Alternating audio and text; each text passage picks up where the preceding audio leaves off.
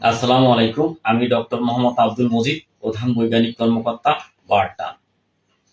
সঠিক খাদ্য অভ্যাস এবং কিছু নিয়মকানুন মেনে চললে ডায়াবেটিস সম্পূর্ণ নিয়ন্ত্রণে রাখা সম্ভব।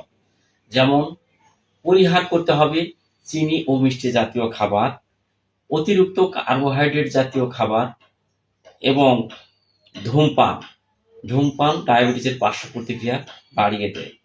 এক্ষেত্রে আঁশযুক্ত খাবার যেমন শাক-সবজি, ফলমূল এবং ডাল জাতীয় খাবার খাওয়া যেতে পারে এবং নিয়মিত ব্যায়াম করতে হবে।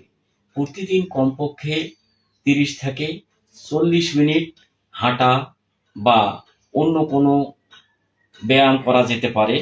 এক্ষেত্রে লক্ষ্য রাখতে হবে হাত বা পায়ের যেন ক্ষতি না হয়, কেননা ডায়াবেটিস রোগীর ক্ষতস্থান সহজে সারে না।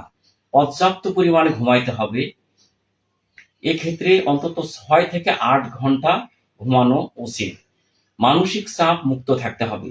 মানসিক চাপ রক্তের গ্লুকোজের মাত্রা বাড়িয়ে দেয় এবং উৎফুল্ল মন ডায়াবেটিস নিয়ন্ত্রণে অনেকটা সহযোগিতা করে।